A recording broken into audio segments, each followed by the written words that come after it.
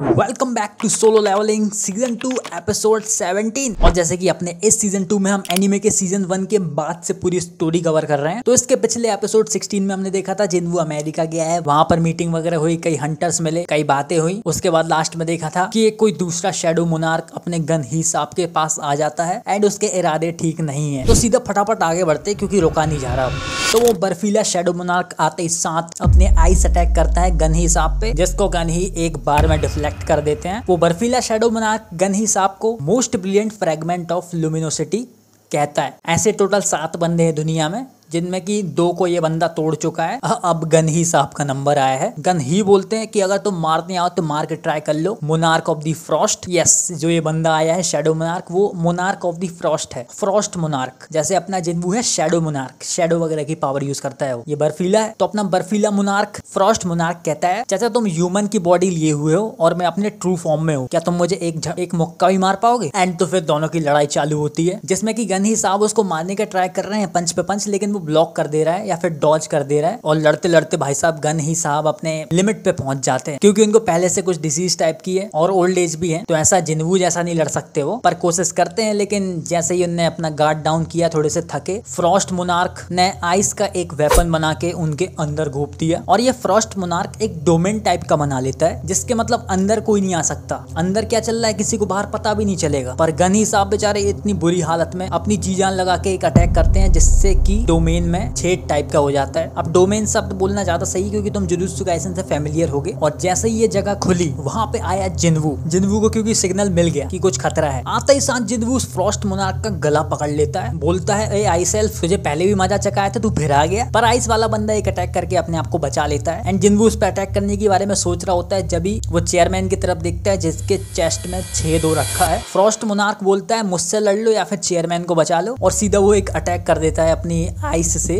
Chairman के ऊपर, जिससे काम तमाम ही हो जाए चेयरमैन का। तो जिन्वू सबसे पहले अपनी रूलर्स अथॉरिटी का यूज करता है, जिससे कि वो हवाई में चीजों को ऐसे बिना छुए मूव कर सकता है। उससे उसकी आइस को वो हटाने की कोशिश कर रहा था, पर काम नहीं करी उस पे। तो उसको खुद जाके वो आइस का टुकड़ा डिफ्लेक्ट करना पड़ा। और इतना ही में फ्रॉस्ट मोनार्क वापस जाने लगता है, बोलता है अभी के लिए मैं जा रहा हूँ, पर फिर से जरूर आऊंगा। जिन्वू गन ही साहब के पास जाता है, जिनका की काफी खून बह गया है। जिन्वू तुरंत बीरू को बुलाता है, कहता है इनको हील करो फटाफट, पर उसकी हीलिंग कुछ काम नहीं करती। जिन्वू होली वाटर ऑफ लाइफ देने लगता है, पर चेयरमैन इस बार खुद ही मना कर देते हैं उसको लेने से, और हॉस्पिटल जाने से भी मना कर देते हैं, क्योंकि अब उनको भी पता है इतने खतरनाक अटैक्स लेने के बाद अब कोई नहीं बचा सकता। एंड फिर जाते जाते गन ही साहब जिन्वू से बोलते हैं कि किसी दिन शायद तुम्हारे साथ ऐसा हो कि तुम्हें समझ में ना आए कि तुम किसकी साइड से लड़ो, मोनार्क की साइड से या फिर ह्यूमंस की साइड से। तो गन ही साहब बोलते हैं जो भी हो, तुम हमेशा ह्यूमंस के साथ ही रहना जिन्वू, ह्यूमंस की तरफ से ही लड़ना। और अब तुम इतने काबिल हो ही कि अब मैं चैन से जा सकता हूँ। और यही कुछ आखिरी शब्द बोल के गन ही साहब अलविदा कहते हैं दुनिया को।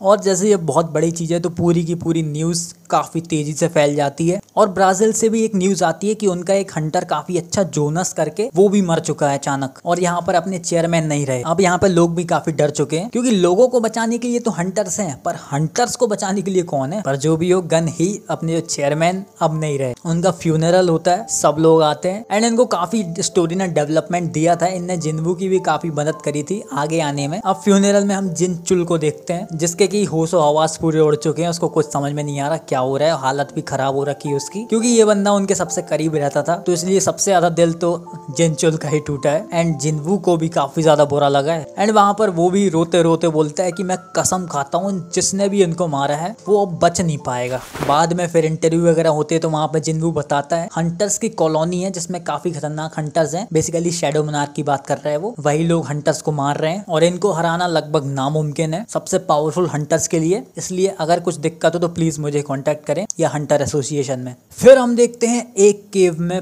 5 शैडो मोनार्क्स, जो कि विलन टाइप के अभी सेट हैं यहाँ पे। और वहां पर वो लोग जिन्वू के बारे में ही बात कर रहे होते हैं कि जो शैडो मोनार्क है वो अर्थ पे रह रहा है, और फ्रॉस्ट मोनार्क बोलता है कि हमें उसको मारना पड़ेगा, कौन मेरे साथ चलेगा जिन्वू को मारने? तो एक बंदा कोई सा मोनार्क है ये भी, वो मना कर देता है, बोलता है उससे लड़ने जाना मतलब सुसाइड करना, क्योंकि वो टोटल 9 शैडो मोनार्क्स में से वन ऑफ द स्ट्रॉन्गेस्ट है। यस, 9 शैडो मोनार्क्स हैं टोटल। और आगे बोलता है क्यों ना हम मोनार्क ऑफ डिस्ट्रक्शन के आने का वेट करें, फिर बाद में कुछ करें। पर फ्रॉस्ट मोनार्क बोलता है नहीं, मैं तो अभी लड़ूंगा उससे, कौन चल रहा है ये बताओ। तो वहां पर 2-3 बंदे तो मना कर देते हैं, एक बंदा बीस्ट टाइप का हाँ बोल देता है कि चलूंगा मैं उसको मारने। और वहां पर एक लेडी भी होती है जो कि पॉइजन टाइप की मोनार्क है शायद, ये भी तैयार हो जाती है फ्रॉस्ट मोनार्क के साथ जिन्वू को मारने के लिए। तो ये 3 आने वाले हैं और ये जो शैडो मोनार्क्स हैं और दूसरी तरफ जो रूलर्स हैं उनको जिन्वू अपनी शैडो नहीं बना सकता क्योंकि वो अपने रियल फॉर्म में है, ओरिजिनल फॉर्म में। वो लोग बात कर रहे होते हैं जिन्वू अपने ह्यूमन फॉर्म में है तो उसमें उतनी ज्यादा पावर नहीं होगी। क्या जिन्वू का एक रियल फॉर्म भी है, शायद आगे देखने मिले। फिर हम देखते हैं कोरिया के हंटर एसोसिएशन में काफी बवाल समझ आए क्योंकि चेयरमैन चले गए भैया, मेन आदमी। तो अब यहाँ पे बातें हो रही कि कौन बनेगा नेक्स्ट चेयरमैन, कैसे संभालेगा, कौन इतना सही बंदा है जो कि सब संभाल पाए। तो वहां पर सब लोग वोट करते हैं जिन चुल के लिए। तुम ही चेयरमैन के सबसे ज्यादा साथ है तो तुम्हें पता है वो क्या करते हैं, कैसे संभालते हैं, तो तुम ही बन जाओ चेयरमैन। तो पहले तो वो थोड़ा सा मना करता है कि मैं नहीं कर पाऊंगा ये सब, पर बाद में मान लेता है। फिर सीधा हम देखते हैं अमेरिका में थॉमस आंद्रे को, जिसका कि हाथ टूटा रखा है। वो एक सीक्रेट खुफिया जगह में जाके कुछ खतरनाक सी चीज लेने जा रहा है और वो चीज किसी को देने की बात कर रहा है। एंड वो चीज क्या है, ये डैगर्स जो कि बने हैं कमिश के दांत को यूज करके, सबसे खतरनाक। तो मतलब काफी कीमती चीज है, काफी पावरफुल तो है ही। और ये वेपन्स थॉमस आंद्रे जिन्वू को देना चाहता है। थॉमस आंद्रे बंदा थोड़ा अलग है, जिन्वू से भले ही पिट लिया लेकिन उससे चढ़ा नहीं है, उसकी और रिस्पेक्ट करने लगा है। थॉमस आंद्रे पहुंचता है कोरिया जिन्वू के ऑफिस एंड वो अकेला नहीं आया, उसके साथ जर्मनी का टॉप हंटर जो कि पता नहीं मेरे को लीवाई एकरमैन जैसी काफी ज्यादा वाइब दे रहा है। और इसका नाम पता है क्या है, लेनार्ड नियरमैन, लीवाई एकरमैन रिजेंबल कर रहे हैं, समझ रहे हो मतलब। एंड फिर थॉमस आंद्रे वही वेपन जिन्वू को दिखाता है कि मैं ये तुम्हारे लिए लाया हूँ गिफ्ट के रूप में। और जिन्वू देख के पहचान जाता है ये कमिश के हैं, कमिश का यूज करके बने हैं। इस डैगर के हम स्टैट्स देखते हैं जो कि काफी ज्यादा है, 1500 इसका डैमेज है। जिन्वू भी देख के चौंक जाता है, इतना डैमेज हो भी सकता है किसी वेपन का। और थोड़ा बहुत चला के देखता है, उसको मजा आ रहा है इसको चलाने में। थॉमस आंद्रे बोलता है भैया मार तो नहीं दोगे ना। तो ऐसी थोड़ी बहुत इनकी बातें होती है, जिन्वू थैंक यू बोलता है। तभी वहां पर उनको काफी खतरनाक एनर्जी सी फील होती है किसी चीज की। एंड बाहर जाके देखते हैं तो भाई आसमान में कुछ हो रहा है, कुछ गेट टाइप का यहाँ पे बन गया है आसमान में। एंड याद है उस गिल्ड कॉन्फ्रेंस में साइंटिस्ट ने बताया था कि कंट्रीज के ऊपर कुछ मैजिस्फेयर टाइप का बन रहा है, तो ये उसी का नतीजा है। और बोलता है कि ये तो बस शुरुआत है, ऐसे और कंट्रीज में भी आने वाली हैं। तो बंदे उस साइंटिस्ट से पूछते हैं कि इसका क्या किया जाए सर, इसका उपाय क्या है बचने का इससे। वो बोलता है दुआ करो। तो जिन्वू काइजल पे बैठ के उस गेट को चेक करता है कि कैसा क्या गेट है, उसके अंदर नहीं जा पा रहा है। और पूरी डिटेल्स वगैरह जिनचुल को बताता है जो कि अब प्रेसिडेंट बन चुका है, चेयरमैन साहब। जिनचुल बताता है कि इस गेट के अलावा अब कोई और दूसरा गेट नहीं खुल रहा है जब से ये गेट आया है, इसलिए वहां के एरिया के जितने लोग हैं उनको इवैक्यूएट किया जा रहा है और जो वो कर सकते हैं सब कर रहे हैं। बाकी आइडिया किसी को नहीं है कि क्या आने वाला है अब आगे। तो अभी गेट में कुछ नहीं हो रहा, बस अपेयर सा हो गया है। तो जिन्वू उतने टाइम में ट्रेनिंग वगैरह करता है, प्रैक्टिस करता है बीरू के साथ, क्योंकि लड़ाई वगैरह स्ट्रांग होना है ना भाई को। और अब थॉमस आंद्रे भी बोलता है कि अब मैं वापस अमेरिका नहीं जाऊंगा, इतनी ब्यूटीफुल चीज अब मैंने देख ली है, तो अब मैं इसका रिजल्ट देखना चाहता हूँ, इसके अंदर से क्या आता है क्या होता है, मुझे सब देखना है। पूरे शहर में हम देखते हैं इवैक्यूएशन चल रहा है, लोग मूव हो रहे हैं सेफ जगह में। पर जो अपनी जिन्वू की मॉम है और उसकी जो बहन है वो वहां से नहीं जा रही है। मेन चीज मॉम मना कर रही है कि हम नहीं जाएंगे, अपना जिन्वू हमें प्रोटेक्ट करेगा। अब वैसे उनके ना जाने का रीजन हम पहले जान चुके हैं, मेन चीज जिन्वू के डैड है, क्योंकि उनको इसी घर का रास्ता पता है। अगर कभी वो आए जिंदगी में वापस यहाँ पे तो वो लोग इनको मिल जाए, इसलिए वो लोग यहीं पे रह रहे हैं। इतना पैसा आ गया जिन्वू के पास, लेकिन फिर भी वो यहीं रह रहे हैं। तो अब जिन्वू बैठा बैठा उस गेट को देख रहा है कि क्या होगा इसमें, एंड उसमें कुछ नहीं हो रहा होता अभी तक। तभी वो सोचता है चलो अपनी फ्रेंड को फोन किया जाए, चा हाई इन, जो कि अपनी फाइटिंग क्लास में होती है। उसको फटाफट छोड़ के वो जिन्वू के पास आती है एंड जिन्वू एंड चा हाई जाते हैं अम्यूजमेंट पार्क घूमने के लिए। भाई इतना बड़ा गेट खुला है, चलो ठीक है घूम लो जब तक कुछ नहीं हो रहा उसमें। तो वहां पर पहुंचने के बाद जिन्वू बोलता है चलो रोलर कोस्टर राइड करते हैं। चा हाई बोलती है ठीक है। तो दोनों भाई साहब रोलर कोस्टर राइड कर रहे हैं, मजे कर रहे हैं, लेकिन दोनों के कोई रिएक्शन नहीं है, जिन्वू के तो कतई नहीं है। फिर घोस्ट हाउस जाते हैं, फिर लास्ट में बैठ के खाते हैं और फिर नॉर्मल बातें करना चालू हो जाते हैं। जिन्वू बताता है मेरे को तो इन नॉर्मल चीजों से फर्क ही नहीं पड़ता। और एक काफी अच्छा सीन है जिन्वू का, ये वॉलपेपर बनेगा पक्का से। एंड फिर इसके बाद जिन्वू बोलता है चलो कुछ अच्छा राइड करते हैं। नहीं यही बोलता है लिटरली, वो झूले की बात कर रहा है और किसको राइड करेगा। तो इस बार उसका राइड करने से मतलब था काइजल पे राइड करने का। तो वो चा हाय को काइजल के ऊपर लेके जाता है, घुमाता है। चा हाय बोलती है कि ये तो काफी ब्यूटीफुल है, तो और आगे बोलती है कि अगर तुम इतनी अच्छी चीज दिखा सकते थे तो मुझे अम्यूजमेंट पार्क लेके क्यों गए। जिन्वू बोलता है कि अम्यूजमेंट पार्क ही वो जगह है जहाँ पर मेरे डैड फिर गायब हो गए थे हमेशा के लिए। और फिर रात हो जाती है तो दोनों तारे देखने जाते हैं। यहाँ पे चाहे इनकी आर्ट स्टाइल थोड़ी सी शायद चेंज हो गई है, पर वो छोड़ो, मूवमेंट देखो भाई, मूवमेंट चल रहे हैं दोनों की केमिस्ट्री तो शुरू से ही अच्छी थी, पर अब इसको और थोड़ा ज्यादा बिल्डअप मिल रहा है एंड हमें मजा आ रहा है। बाद में फिर हम देखते हैं सियोल कोरिया में, जहाँ पर आसमान में जो गेट अपेयर हुआ है, अजीब सा बंदा आता है, हमें पता है ये कौन है, ये शैडो मोनार्क है। वहां पर नॉर्मली रोड में घूम रहा होता है तो एक बंदे को वो ऐसे कंधा मार देता है गलती से। बंदा बोलता है कि कंधा कैसे मारा, माफी मांग। तो भाई साहब ये अजीब सा बंदा उस बंदे को खा जाता है जिंदा और भड़क जाता है, फिर पूरी तबाही मचाना चालू कर देता है पागलों जैसे। एंड दूसरी तरफ हमारे जिनवू एंड चाह, इनका काफी अच्छे मूवमेंट चल रहे हैं, टाइम स्पेंड कर रहे हैं। चलो टाइम स्पेंड करने तो मिला। एंड शायद जिनवू इसलिए टाइम स्पेंड कर रहा है क्योंकि अभी इसके बाद फाइट होनी है, कुछ भी हो सकता है उसमें। दैट्स वाई शायद उसने फोन लगाया खुद से, इसलिए, क्योंकि ऐसा नॉर्मली करता नहीं है वो लोग काइजल पे बैठ के एक होटल जाते हैं, ब्रेकफास्ट।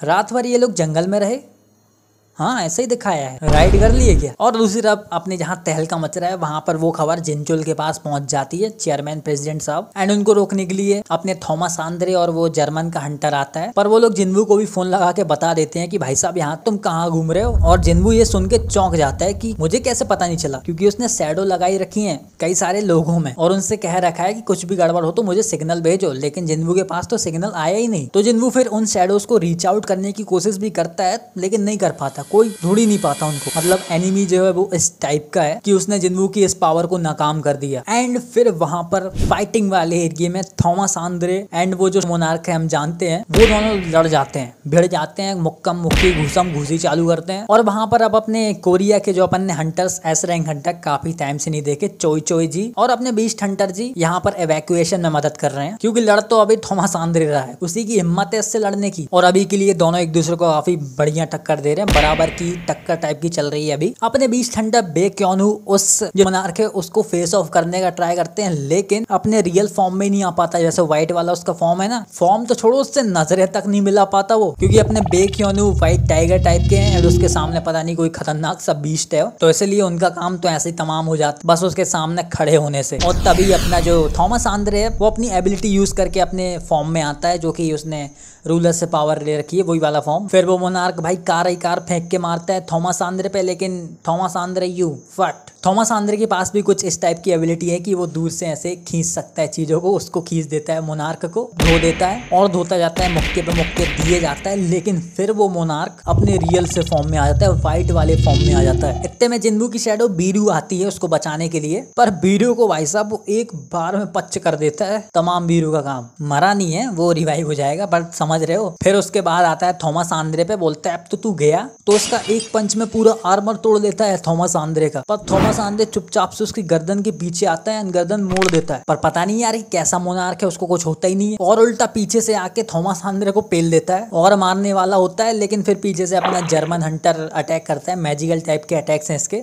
इतना ही वहां पे पहुंच जाता है जिनवू अपने काइजल के साथ, और आते ही साथ उसमें एक लात देता है, वो जाके वहां उड़ जाता है। एंड जैसे ही वहां पे जिनवू पहुंचता है उस बीस्ट टाइप के मोनार्क के साथ यहाँ पे एक और वो लेडी मोनार्क आ जाती है, पॉइजन वाली, और लगे हाथ फ्रॉस्ट वाला मोनार्क भी आ जाता है। इनका प्लान था ना जिन्वू को मारने का, इसलिए आ गए वो लोग। अब हमें सारे मोनार्क के नाम पता चलते हैं। ये जो बीस्ट वाला है, लोमड़ी सा भेड़िया सा बना हुआ है, ये है king of the beast monarch. जैसे अपना जिन्वू शैडो मोनार्क है, ये बीस्ट मोनार्क है। और ये ग्रीन वाली जो लेडी है वो प्लॉक मोनार्क है, किंग ऑफ द इंसेक्ट है, वो क्वीन होना चाहिए था ना। और अपना फ्रॉस्ट मोनार्क तो फ्रॉस्ट मोनार्क है। तो सीधा फिर जिन्वू अपनी शैडोज निकाल लेता है, क्योंकि इनसे तो ऐसे नॉर्मली तीनों से एक साथ नहीं लड़ेगा। तो शैडोज जैसे उन पे हमला करने वाली होती हैं, फ्रॉस्ट मोनार्क उनको जमा देता है अपनी ब्रीथ से, अपने अटैक से। फिर जिन्वू निकाल लेता है अपने वही वेपन जो कि थॉमस आंद्रे ने दिए थे, और उनको निकाल के जिन्वू फ्रॉस्ट मोनार्क को देख के बोलता है कोई मरे ना मरे बेटा, तू तो जरूर मरेगा। तो वहां पे जो विलन, जो दुश्मन मोनार्क्स हैं, वो अपने अपने भाई साहब फौज निकाल लेती है। वो प्लॉग वाली जो मोनार्क है वो डेड ज़ॉम्बीज टाइप के लोगों की सेना निकाल लेती है। ये फ्रॉस्ट मोनार्क आइस के सोल्जर बना लेता है। वो सारे के सारे मिलके जिन्वू पे अटैक कर रहे होते हैं, लेकिन जिन्वू जैसे तैसे उनको मार रहा है। एंड साथ ही साथ वो मोनार्क्स भी अटैक कर रहे हैं जिन्वू पे, मतलब समझ रहे होते हैं, सारे लोग मिलके जिन्वू पे अटैक कर रहे हैं। तभी वहां पर बीरू आता है जैसे तैसे आइस को तोड़ के,